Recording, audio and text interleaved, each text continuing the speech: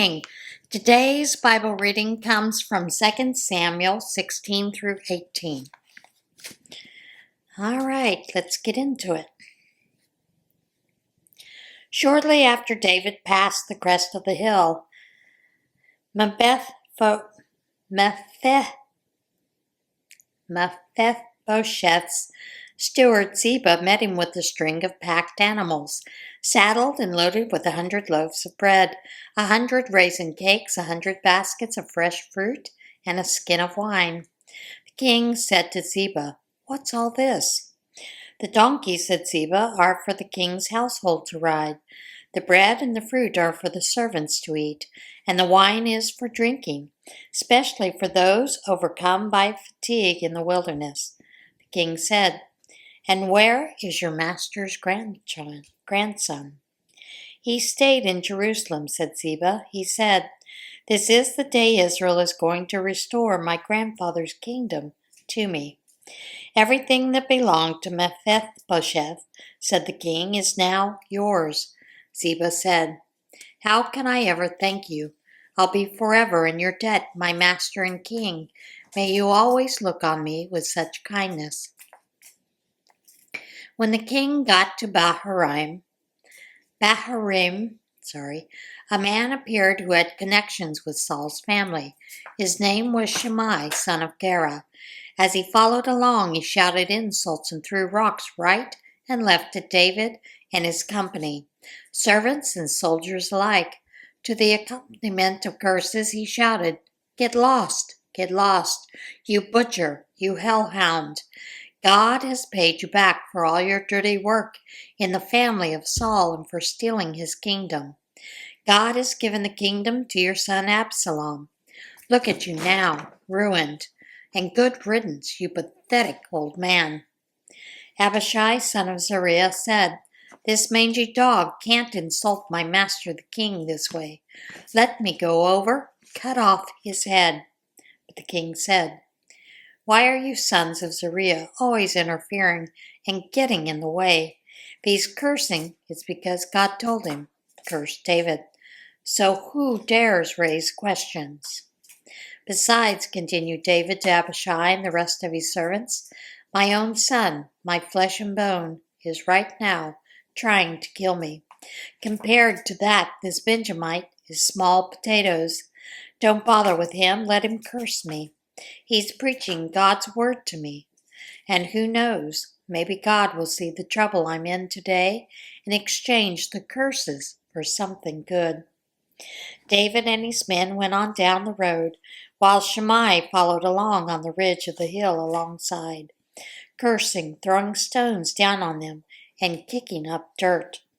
By the time they reached the Jordan River, David and all the men of the company were exhausted.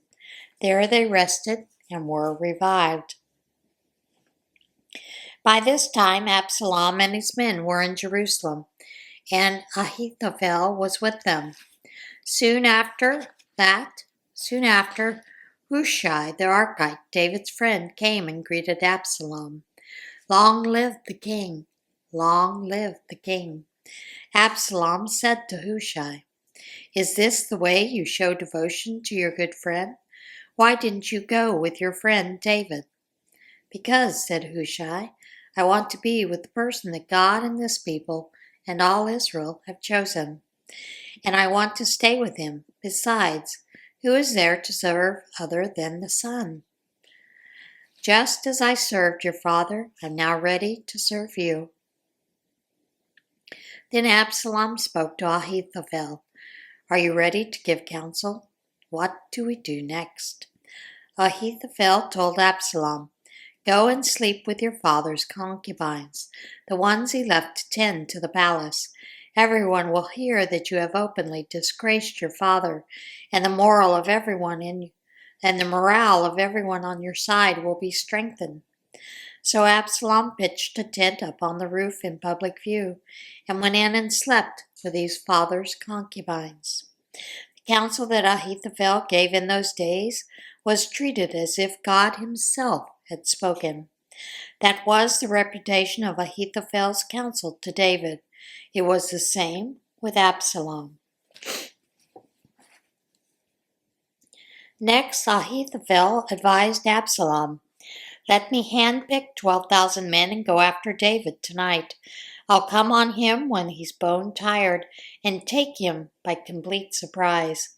The whole army will run off and I'll kill only David. Then I'll bring the army back to you, a bride brought back to her husband. You're only after one man, after all. Then everyone will be together in peace." Absalom thought it was an excellent strategy, and all the elders of Israel agreed. But then Absalom said, "Call in Hushai the Archite. Let's hear what he has to say." So Hushai came, and Absalom put it to him. "This is what Ahithophel advised. Should we do it? What do you say?" Hushai said, "The counsel that Ahithophel has given in this instance is not good. You know your father and his men, brave and bitterly angry, like a bear robbed of her cubs, and your father is an experienced fighter. You can be sure he won't be caught napping at a time like this.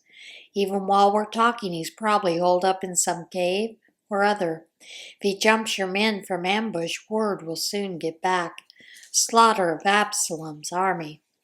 Even if your men are valiant with hearts of lions, they'll fall apart at such news, for everyone in Israel knows the kind of fighting stuff your father's made of, and also the men with him. Here's what I'd advise. Muster the whole country from Dan to Beersheba, an army like the sand of the sea, and you personally lead them. We'll smoke him out wherever he is, fall on him like dew falls on the earth. And believe me, there won't be a single survivor. If he hides out in a city, then the whole army will bring ropes to that city, pull it down and into a gully. Not so much as a pebble left of it." Absalom and all his company agreed to the counsel of Hushai the Archite was better than the counsel of Ahithophel. God had determined to discredit the counsel of Ahithophel so as to bring ruin on Absalom. Then Hushai told the priests Zadok and Abiathar, "Ahithophel advised Absalom and the elders of Israel thus and thus, and I advised them thus and thus. Now send this message as quickly as possible to David. Don't spend the night on this side of the river. Cross immediately, or the king and everyone with him will be swallowed up alive." Jonathan and Ahimaaz were waiting around at En Rogel. Servant girl would come and give them messages, and then they would go and tell King David, for it wasn't safe to be seen coming into the city. But a soldier spotted them and told Absalom. So the two of them got out of their fast and went to a man's house in Bahurim.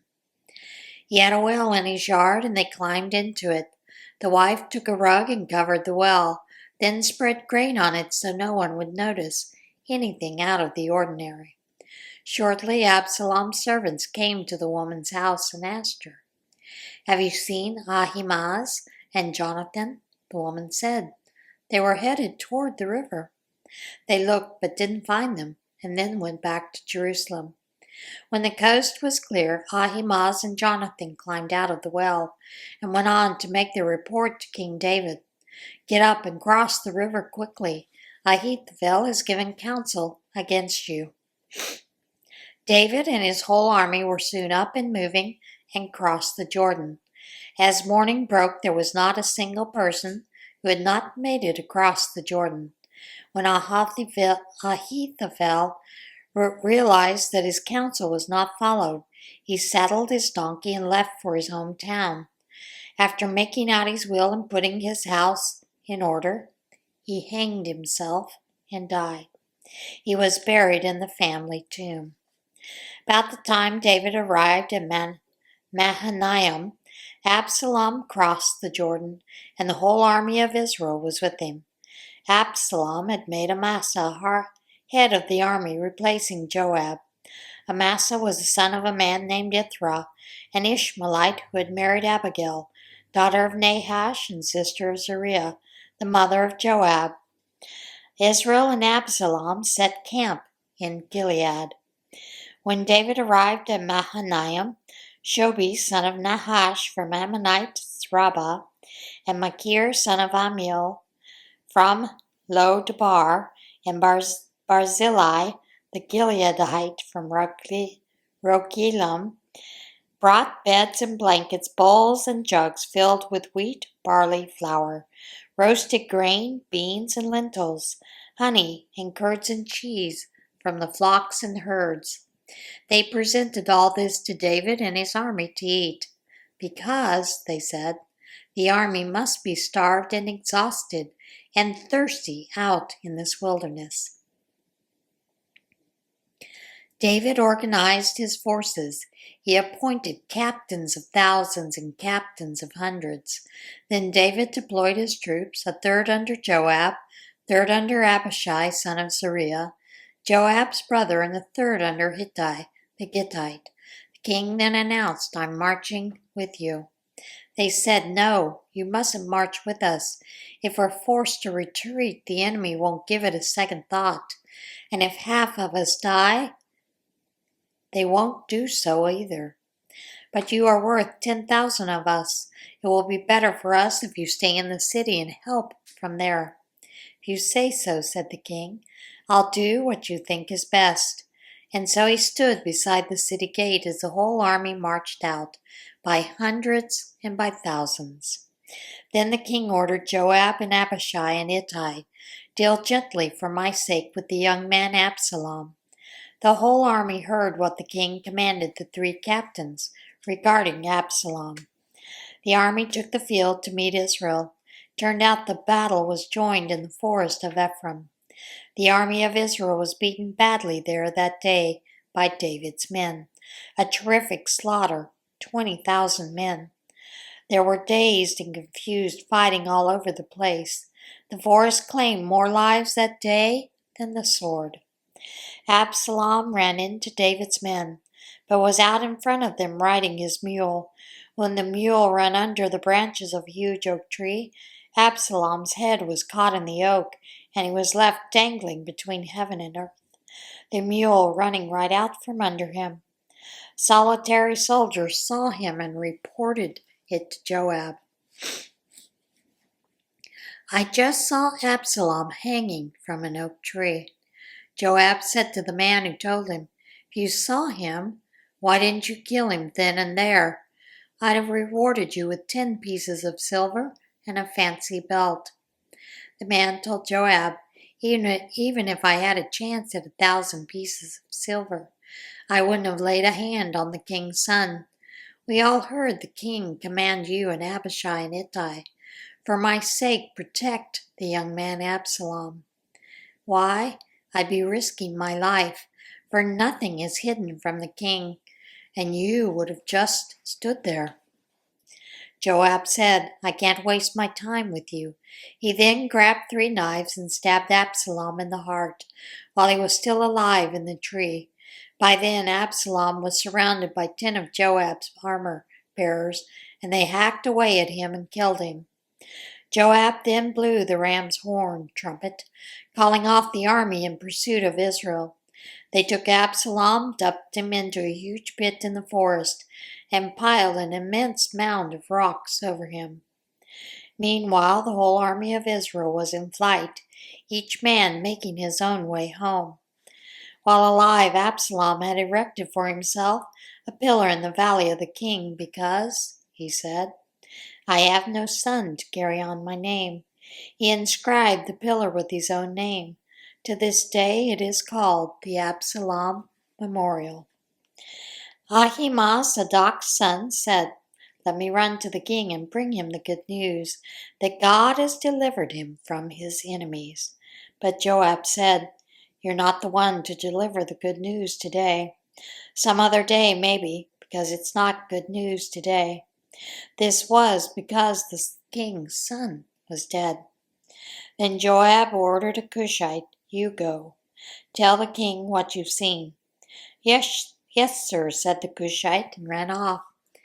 Ahimaaz, son of Zadok, kept at it, begging Joab, "What does it matter? Let me run too, following the Cushite." Joab said, Why all this run, run? You'll get no thanks for it, I can tell you. I don't care. Let me run. Okay, said Joab, run. So Ahimaaz ran, taking the lower valley road and past the Cushite.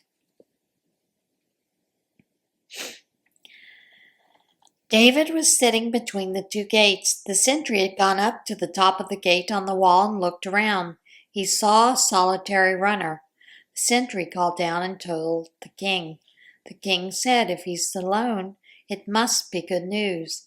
As the runner came closer, the sentry saw another runner, called down to the gate. Another runner all by himself. And the king said, this also must be good news. Then the sentry said, I can see the first man now. He runs like Ahimaaz, son of Zadok. He's a good man, said the king. He's bringing good news for sure. Then Ahimaaz called out and said to the king, peace. Then he bowed deeply before the king, his face to the ground. Blessed be your God. He has handed over the men who rebelled against my master, the king. The king asked, but is the young man Absalom all right? Ahimaaz said, I saw a huge ruckus just as Joab was sending me off, but I don't know what it was about. The king said, step aside and stand over there. So he stepped aside. Then the Cushite arrived and said, good news, my master and king. God has given victory today over those who rebelled against you. But then the king said, is the young man Absalom all right? And the Cushite replied, would that all of the enemies of my master the king, and all who maliciously rose against you, end up like that young man. The king was stunned. Heartbroken, he went up to a room over the gate and wept, and as he wept he cried out, O my son Absalom, my dear, dear son Absalom, why not me rather than you, my death and not yours? O Absalom, my dear, dear son. And that is it for today's Bible reading. As always, get in touch with God today, and I will see you again tomorrow. Bye.